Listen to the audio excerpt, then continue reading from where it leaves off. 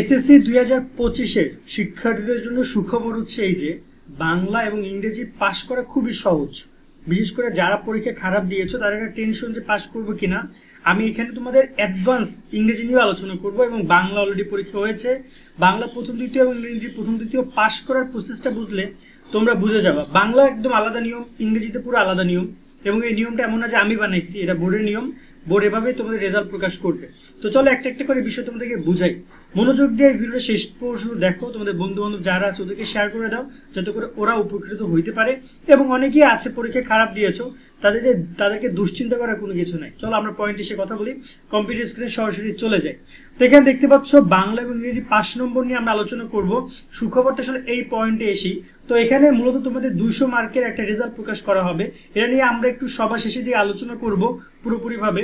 But normally যদি আমি এই অংশে কথা বলতে চাই, যখন তোমরা রেজাল্ট হাতে পাবা তখন দেখবা যে বাংলা লেখা ইংরেজি লেখা, বাংলা ফার্স্ট পেপার লেখা নাই, সেকেন্ড বা ইংরেজি ফার্স্ট পেপার সেকেন্ড পেপার লেখা নাই। সো ব্যাপারটা হচ্ছে এই যে রেজাল্ট প্রকাশ করবে 200 নম্বর উপর ভিত্তি করে। সেক্ষেত্রে 100 নম্বর উপর রেজাল্ট দিবে না, 200 নম্বর যোগ করে দেন রেজাল্ট হবে। সেটার মার্ক ডিস্ট্রিবিউশনটা এমনভাবে হবে যে 200 থেকে 160 পেলে এ প্লাস, যেটাকে জিপিএ 5 বলে, 159 থেকে 140 এ গ্রেড 4 পয়েন্ট, 139 থেকে 120 এ মাইনাস 3.50, 119 থেকে 100 এটা হচ্ছে বি 3 পয়েন্ট, এবং এই বিষয়গুলো টুকটাক রয়েছে। তো এবার যদি আমরা একটু সরাসরি পাস মার্কের ব্যাপারে ফার্স্ট আমরা বাংলা নিয়ে কথা বলি। বাংলা ইন্ডিভিজুয়ালি যদি পাশের কথা বলি, বাংলা প্রথম পত্রে যেহেতু সৃজনশীল এবং বহু নির্বাচনী 70 নম্বরের পরীক্ষা 23 নম্বর পেতে হবে পাস করার জন্য। বহু নির্বাচনের ক্ষেত্রে 30 নম্বর পরীক্ষা 10 নম্বর পেতে হবে পাস করার জন্য। টোটাল তোমাকে 33 নম্বর পেতে হবে পাস করার জন্য। যদি তুমি ইন্ডিভিজুয়ালি চিন্তা করো, নিয়ম কিন্তু এটা না, এটা নিয়ম। দেখো শিক্ষা মন্ত্রণালয় তোমাদের যে পরীক্ষার যে রুটিন আছে, আমি যদি তোমাদের রুটিনে দেখাতে চাই, তোমাদের রুটিনে একদম 7 নম্বর পয়েন্টে সবার শেষের দিকে তোমরা রুটিন যখন দেখতে পারবা, সেখানে তোমরা, আমি একটু সময় দাও আমাকে, আমি রুটিনে দেখাচ্ছি। এই যে দেখতে পাচ্ছ তোমাদের রুটিন, এই যে দেখতে পাচ্ছ প্রতিষ্ঠার রুটিন, এই রুটিনের শেষের দিকে 7 নম্বর পয়েন্টে লক্ষ্য করো, বলেছে পরীক্ষার্থীকে সৃজনশীল বহু নির্বাচনী মানে রচনামূলক বহু নির্বাচনী ব্যবহারিক অংশে পৃথকভাবে পাস করতে হবে। মানে তোমাকে এক একটা বিষয়ে সবগুলো অংশে আলাদা আলাদা পাস করতে হবে। সো এই ক্ষেত্রে আমরা আশা করি বিষয়টা বুঝতে পারছি। দেন তোমাকে এখানে কিন্তু এই 23 পাস করতে হবে। তোমার দ্বিতীয় পত্রের ক্ষেত্রে এটা হচ্ছে দ্বিতীয় পত্রের চার্ট, দ্বিতীয় পত্র 70 এবং 30, এখানে তোমাকে 23 এবং 10 পেয়ে পাস করতে হবে টোটাল 33 নম্বরে। সে হচ্ছে বাংলার ব্যাপারটা, যে টোটাল 33, 66 নম্বর তোমাকে পেতে হবে আলাদা আলাদা। কিন্তু এখানে শুধুমাত্র বাংলা প্রথম পত্র দ্বিতীয় পত্র থাকার কারণে এই অ্যাডভান্টেজটা তোমরা পাচ্ছ।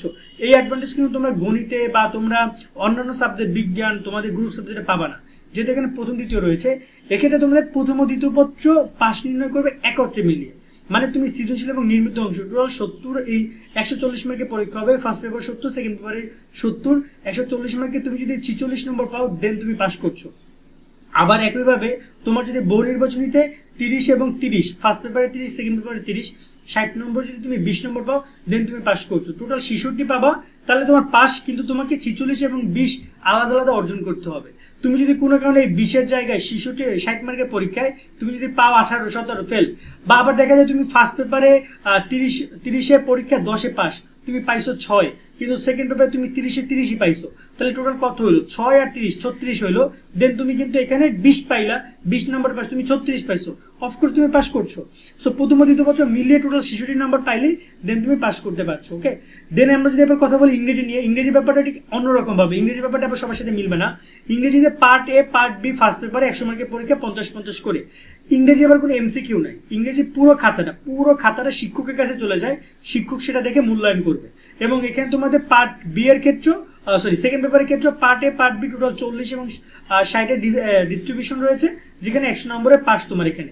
সো টোটাল এখানে তোমাকে 200 নম্বরের দুইটা, মানে একটা একটা করে 200 নম্বরের যে পেপারটা তোমার যাবে সরাসরি শিক্ষকের কাছে, এখানে কোনো এমসিকিউ পার্ট নাই যে আলাদা পাস। সেখানে তুমি টোটাল 200 নম্বরের, এই 100 নম্বরের মধ্যে 33 পাইলেই পাস, এবং এই 100 নম্বরের মধ্যে 33 পাইলেই পাস। কিন্তু এখানে অনেক যদি কিন্তু আছে। যদি আমি বলি এখানে তোমাদের ফার্স্ট পেপারে সেকেন্ড পেপারে তুমি যদি মানে 100 নম্বর, এই যে 200 নম্বরের পরীক্ষা তুমি যদি টোটাল 66 নম্বর পাও দেন তুমি পাস করছো।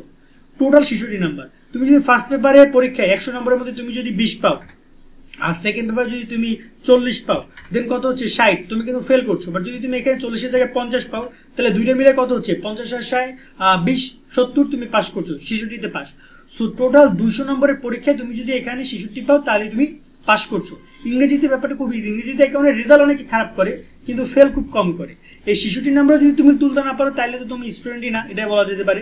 আর এখানে একটা ব্যাপার হচ্ছে এই যে অনেকে বলতে পারো যে ভাই আমি ফার্স্ট পেপার পরীক্ষা অংশগ্রহণ করি নাই। কালকে আমাকে একজন মেল করছে, ভাইয়া আমি বাংলা ফার্স্ট পেপার পরীক্ষা দিই নাই, এখন আমার যদি সেকেন্ড পেপার পরীক্ষা দিই সেক্ষেত্রে আমার পাস দেবে কিনা যদি আমি সেকেন্ড পেপার অনেক ভালো পাই। না, তুমি তো এই পরীক্ষায় অ্যাবসেন্স, তুমি যদি পরীক্ষা অংশগ্রহণ করো তারপর যদি তুমি ফেল করো দেন সেটা তোমার সেকেন্ড পেপার দিয়ে কাভার আপ করা যেতে পারে। বাট তুমি যদি পরীক্ষায় অ্যাবসেন্স থাকো সেখানে তাহলে তো কাভার আপ করবে না। আশা করি তোমরা পুরো বিষয়টা বুঝছো যেখানে অ্যাডভান্টেজটা তুমি কোন জায়গা থেকে নিতে পারো। তবে এখানে সবসময় চেষ্টা করবে যেন এরকমের কোনো ধরনের পরিস্থিতি না আসে। তোমার রেজাল্ট আসতে হবে এইরকম টাইপের 200 থেকে 160 মধ্যে তুমি পাবা। সো এই পাস করা নিয়ে তোমার শেষের লাইন নিয়ে টেনশন করতে যেন না হয়। সো সকলের জন্য দোয়া শুভকামনা রইলো। আজকের মতো ভিডিওটা এখানে শেষ করছি। ভিডিওটা কেমন লেগেছে কমেন্টে জানাবো। সকলে অনেক ভালো থাকবা। আল্লাহ হাফেজ।